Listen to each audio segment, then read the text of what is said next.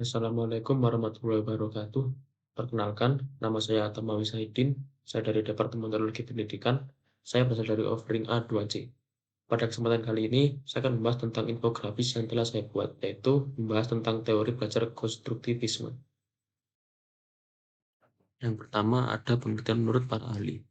Menurut Carly dan Margareta, pembelajaran model konstruktivisme menurut Carly dan Margareta adalah proses pembelajaran yang diawali konflik kognitif, yang pada akhirnya pengetahuan akan dibangun sendiri oleh siswa melalui pengalaman dan hasil interaksi dengan lingkungannya. Selanjutnya adalah menurut Jean Piaget. Konstruktivisme menurut Jean Piaget memandang perkembangan kognitif sebagai suatu proses di mana anak secara aktif membangun sistem makna dan pemahaman realitas melalui pengalaman-pengalaman dan interaksi mereka. Vygotsky berpendapat bahwa menggunakan alat berpikir akan menyebabkan terjadinya perkembangan kognitif dalam diri seseorang. Inti dari teori belajar konstruktivistik ini adalah penggunaan alat berpikir seseorang yang tidak dapat dilepaskan dari pengaruh lingkungan sosial budayanya. Dan yang terakhir, menurut Tobroni, teori konstruktivisme merupakan teori yang memberikan kebebasan kepada manusia untuk menemukan apa yang diinginkan dan memberikan kesempatan apa yang dibutuhkan orang tersebut. Sebab lewat ruang dan kesempatan itulah memberikan kebebasan untuk manusia belajar dan menemukan kompetensi, cara dan pengetahuan yang sesuai dengan potensi diri mereka. Selanjutnya ada teori belajar konstruktivisme.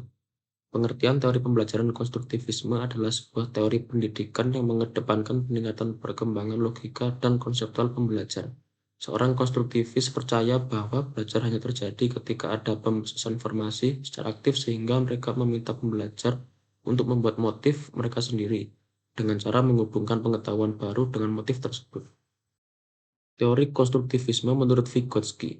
Vygotsky berpendapat bahwa menggunakan alat berpikir akan menyebabkan terjadinya perkembangan kognitif dalam diri seseorang. Inti dari teori belajar konstruktivistik ini adalah penggunaan alat berpikir seseorang yang tidak dapat dilepaskan dari pengaruh lingkungan sosial budayanya. Prinsip-prinsip perspektif yang berasal dari konstruktivisme menurut Driscoll. Yang pertama, tanamkan pembelajaran dalam lingkungan yang kompleks, realistis, dan relevan. Yang kedua, menyediakan negosiasi sosial sebagai bagian integral dari pembelajaran.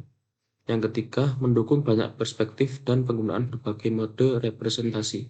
Yang keempat, dorong kepemilikan dalam pembelajaran. Dan yang kelima, peliharalah kesadaran diri akan proses konstruksi pengetahuan.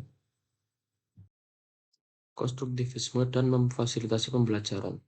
Metode pembelajaran yang paling sering dianjurkan dengan kedok konstruktivisme tampaknya paling cocok untuk memfasilitasi pembelajaran untuk tujuan pembelajaran lanjutan atau kompleks yang dikejar oleh peserta didik yang sudah memiliki keterampilan tingkat tinggi dalam domain tersebut.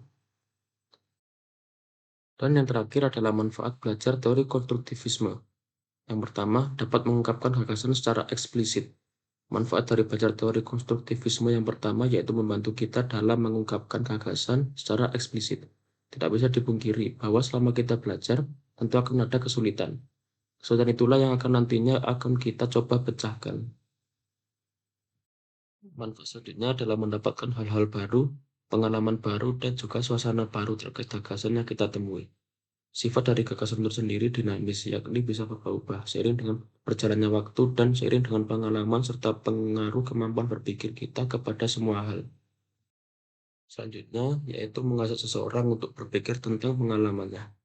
Teori konstruktivisme ini secara tidak langsung akan mengarahkan kita pada sesuatu yang baru. Hal baru dan juga menarik itulah yang akan nantinya mengantarkan kita untuk menemukan pengalaman baru dan menemukan perasaan yang baru. Teori konstruktivisme tersebut akan mengajak kita untuk berpikir mengenai pengalaman yang telah dialami menjadi sesuatu hal yang lebih bermakna. Dan yang terakhir adalah memberi kesempatan untuk mengidentifikasi perubahan gagasan. Teori konstruktivisme ini akan memberikan kesempatan untuk mengidentifikasi perubahan gagasan yang lama, gagasan yang baru berdasarkan alasan logis.